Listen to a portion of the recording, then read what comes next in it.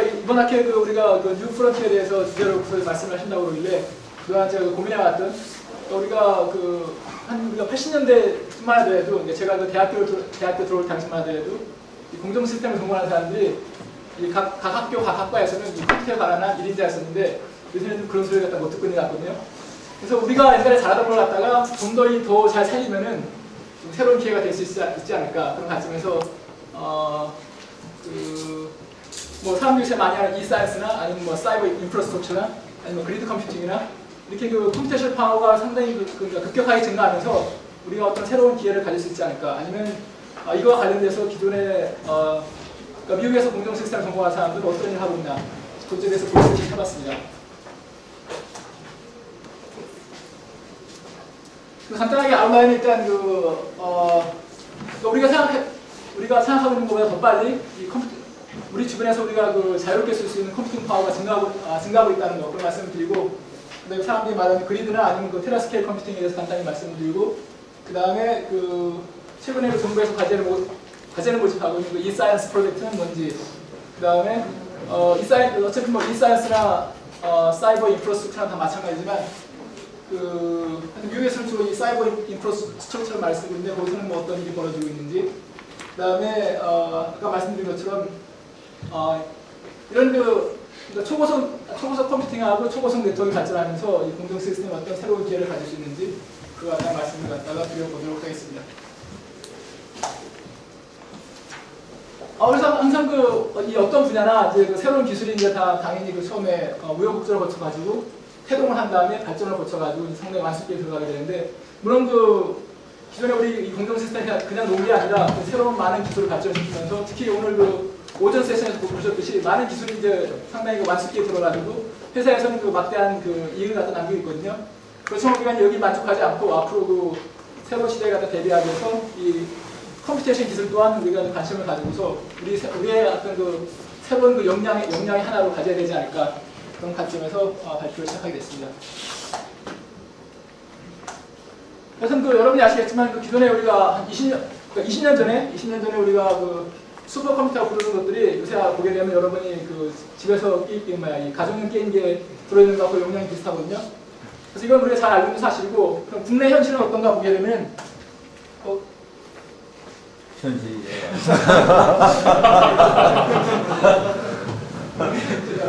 국내 현실 어떻게 보게 되면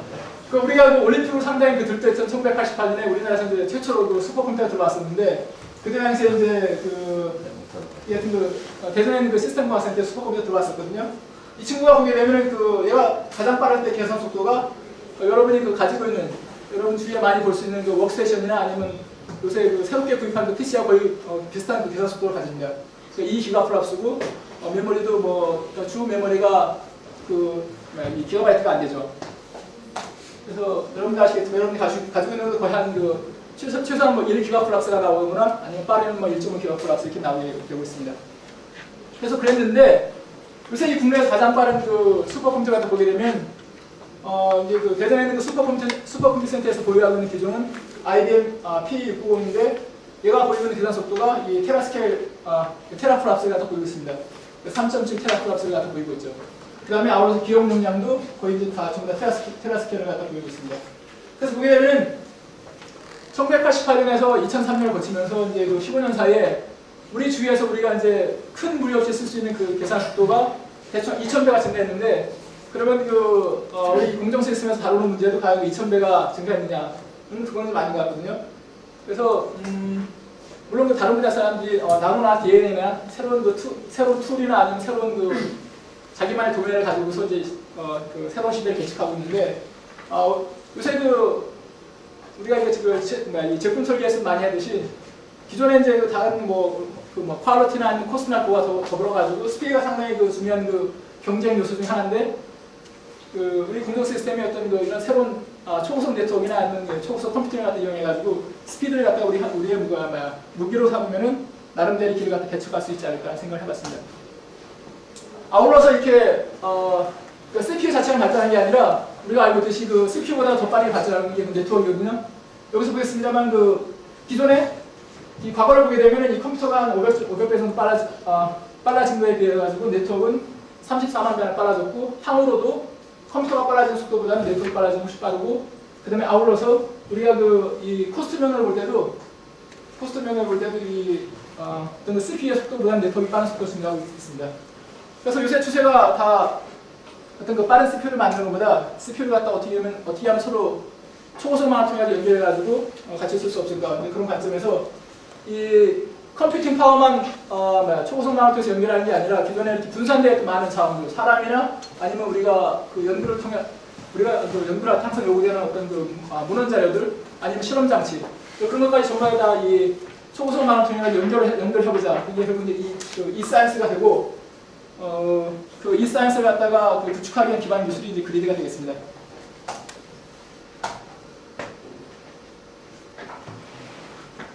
그래서 결국 우리가 이 사이언스 하면 많이 나오는 게 대용량 데이터. 그러니까 기존에 우리가 슈퍼컴퓨팅 하면 이제 계산 쪽에 얘기만 나왔었는데, 요새 연구 추세라는 게 대용량 데이터 아니면 대용량 계산, 그게 그래서 분야에 따라서 같이 가는 경우가 많이 있기 때문에 대용량 데이터, 그다음에 대용량 계산, 그다음에 아울러서 또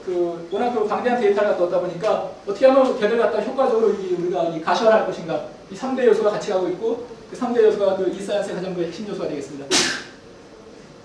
그래서 기존에 우리가 물론 우리 공정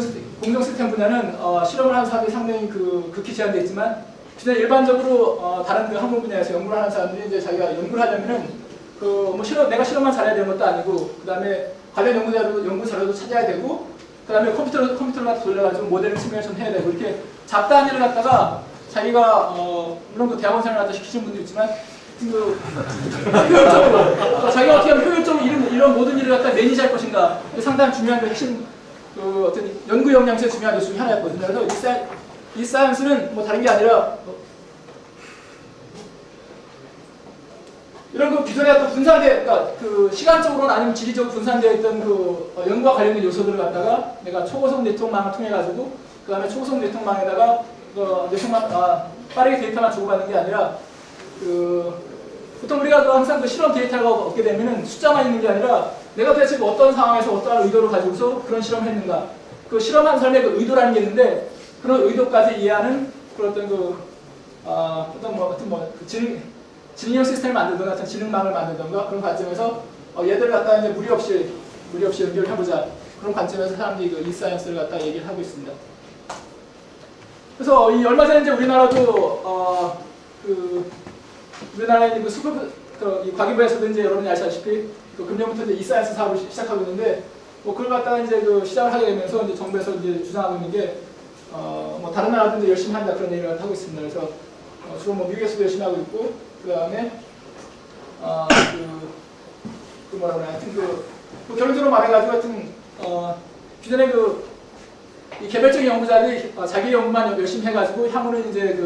결과가 나오는 게 아니라, 워낙 연구 과제가 커지다 보니까 어떻게 하면 상호 간의 협업이 잘 이루어져야지, 그러니까 아이디어하고 이제 실험 자체뿐만 아니라 그걸 갖다 서포팅하는 이 인프라스트럭처도 상당히 중요한 역할을 하게 된다. 그 얘기를 갖다가 하고 있습니다. 그래서 이제 걔를 갖다 이게 결국 이제 이 사이언스라는 게 결국 어떤 하나의 시스템이면은 그 시스템에 들어가기 위해서 어떤 근본 기술이 있어야 되는데, 이제 그런 관점에서 기존에 이제 주로 우리가 슈퍼컴퓨터 같은 여러 대 연결해가지고 편리하게 사용하기 위한 기술인 그리드 기술을 갖다 바탕으로 해가지고, 그리드 기술을 갖다 베이스에 깔고서 그 위에다가 이제 사람들이 이 사이언스를 갖다가 구축하려 하고 있죠. 그래서 결국 뭐냐면은 이 모든 게 어떻게 하면 내가 적은 돈을 들여가지고 어떻게 하면 가장 많은 이익을 갖다 창출할 것인가. 결국 이제 기업이 벌이고 있는 기업 활동하고 다 유사한 면이 많이 있거든요. 그러니까 연구도 보게 되면 가능한 좋게 투자해가지고 많은 것 같다. 이제 뽑아내는 관점에서 이 그리드하고 이 사이언스가 중요한 역할을 갖다 하고 있다고 보겠습니다. 그래서 이거는 여러분이 다 이제 아시는 분야는 많이 있겠지만 간략히 말씀을 드리면은, 그러니까 물론 기존에 우리가 네트워크를 통해 가지고 다 우리가 이제 분산 컴퓨팅도 하고 있었는데, 그리드가 그거하고 다른 게 뭐냐면은 보다 신뢰성이 높고, 그 다음에 이제 기존에 우리가 어떤 네트워크상에서 우리가 어떤 시스템을 구축하게 되면 그 시스템상에 참여하고 있는 개별 요소들이 상당히 고정된 방식이었었는데, 이 그리드는 이제 많은 그 하드웨어가 연결되어 있으면 그 중에 하나가 뭐 죽거나 작동을 안 해도 신뢰성 있게 전체 시스템이 작동될 수 있도록 보다 이 신뢰도가 높아졌다는 관점에서 좀 차별성이 있다고 하겠습니다.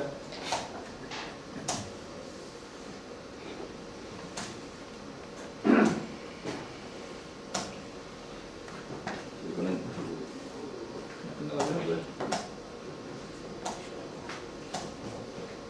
그래서 그냥 그 개념상으로는 그런데 당연히 그 어떤 이기종 간에 그러니까 실험 장치도 여기 연결이 돼야 되고 그다음 컴퓨터도 이제 상당히 많은 기종이 있으니까 그런 기종들이 하나의 그 표준 프로토콜로 연결이 되려면은 상당히 많은 그 미들웨어가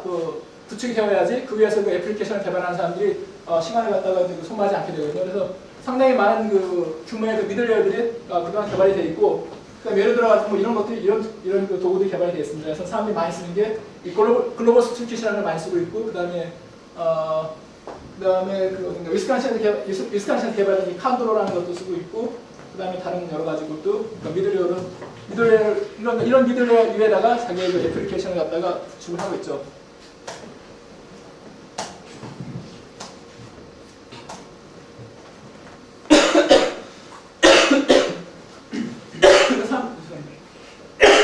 사람들이 결국 그 그리드를 갖다가 결국 이런 어떤 협업이나 아니면 우리가 요새 말하는 그 유비퀴터스, 그러니까 유비퀴터스 컴퓨팅 하는 그 어떤 그걸 가능하게 하는 근본 기술로 이해를 갖다가 하고 있습니다.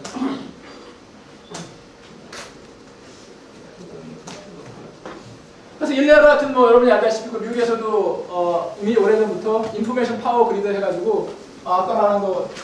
개인이 쓰는 컴퓨터나 아니면 슈퍼컴퓨터나 아니면 실험 장치나 아니면 초고속 네트워크나 아니면 아까 그 오전 세션에서 말씀하신 것처럼 우리가 어떤 모델, 그러니까 뭐 어떤 분석을 하게 되는 과정에서 기존에 다른 사람들이 많이 연구해서 데이터베이스를 들어가게 되는데 그 데이터베이스나 아니면 어떤 그 협업 환경이나 이런 것 갖다가 모두 묶어가지고 인포메이션 파워 그리드를 만들었고 우리나라도 한 5년, 3, 4년 전부터 시도를 하다가 그렇게 잘 진척이 안 돼가지고 그러니까 현재까지는 우리가 우리나라도 이제 그 자체만의 그 미들웨어를 갖다 만들려고 시도를 했습니다만 그 앞선 그 선진국에 비해 가지고 속도가 느리다 보니까 결국은 올해부터 이 사이언스 같은 진행하는 과정에서는 우리가 만든 그 미들웨어가 아니라 일단 아까 말씀드린 그 많은 사람들이 쓰고 있는 미들웨어 기반에서 이 사이언스 체계에서 요구되는 어떤 별도의 컴포넌트만 개발하는 걸로 구도를 잡아가고 있습니다. 조금 이따 그림 나오거든요. 그래서 물론 이 그리드가 이제 우리가 기본적으로 그러니까 초고속망을 통해 가지고 이 자원을 갖다 표현할 수 있다 그런 개념이지만 물론 내가 어떤 지리적으로 아주 멀리 떨어진 경우만 쓰는 게 아니라 작게는 자기 학과에서 자기만의 학과 디파트먼트 그리드를 갖다 만들 수가 있고 아니면 전체 학교 내에서 캠퍼스 그리드를 만들 수가 있고 아니면 자기 문제가 더 커지거나 아니면 그 시스템의 신뢰성이 상당히 보장이 된다면은 국가 자체의 그리드나 아니면 국가를 갖다 포괄하는 이런 글로벌 그리드를 갖다 만들 수 있습니다. 그래서 우리나라 자체도 국내에 10개, 그러니까 슈퍼컴퓨터를 갖다 모아하고 있는 10개 이상의 기관을 갖다 모아가지고 이 국가 그리드를 만들었고 그 다음에 아시아 쪽에 국가 그리드가 모여가지고 아시아 퍼시픽 그리드가 만들어져 있고 뭐 그런 상태입니다. 그래서 이건 시험 한계선 넘어가고요. 중요한 건 뭐냐면 우리가 예전에는 우리가 어떤 내가 문제를 푸는 단계에서 나중에 문제를 다 포뮬레이션하는 단계에서 내가 나중에 이 문제를 어떻게 풀 것인가 그런 쪽에 좀 제약이 있었는데 중요한 건 뭐냐면 어떤 문제의 크기나 아니면 문제를 푸는 과정에서 요구된 신뢰성이나 그런 걸 서포팅하는 하드웨어적인 기술들이 이제 바로 우리 근처에 있다는 얘기가 되죠.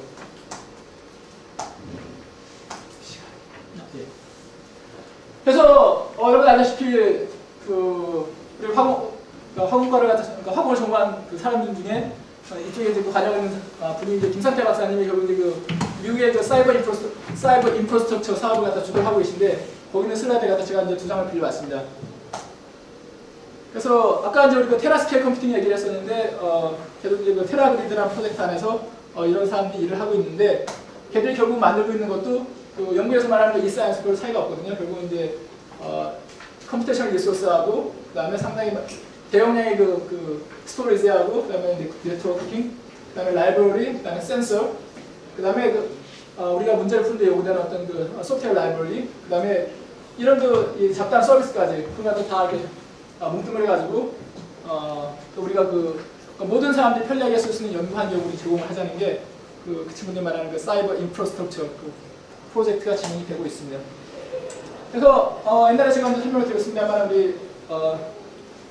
미국 화학관에서도 일부 소수 사람들이 일을 갖다 하고 있고, 그다음에 자기 그 디파트먼트 그리드를 갖다 만든 학교도 많이 있습니다. 그래서 아울러서 이제 그 내셔널 슈퍼컴퓨팅 센터에서 지원을 받는 그 애플리케이션 팀이 있는데 그 중에 하나가 이제 화공 분야고 이런 분들이 참여를 하고 계신데 만든 걸 갖다 보게 되면은 케미컬 엔지니어링 워크벤치라는 걸 갖다 만들고 있는데 그 중요 요소를 갖다 보게 되면 옛날에 기존에 우리가 다 개별적으로 하던 겁니다만 그걸 갖다 좀 더 통합적으로 그 다음에 이제 분산 협업 환경에서 돌아갈 수 있도록 이런 요소들 갖다 구성해서 만들고 있죠. 그래서 그 안에 중요한 요소를 보게 되면은 전산화학이나 몬테카를로 시뮬레이션이나 CFD나 기타 우리가 알고 있는 것들 그런 요소를 갖다 중심으로 해가지고 초고속 네트워크, 그 다음에 초고속 컴퓨터를 이용해서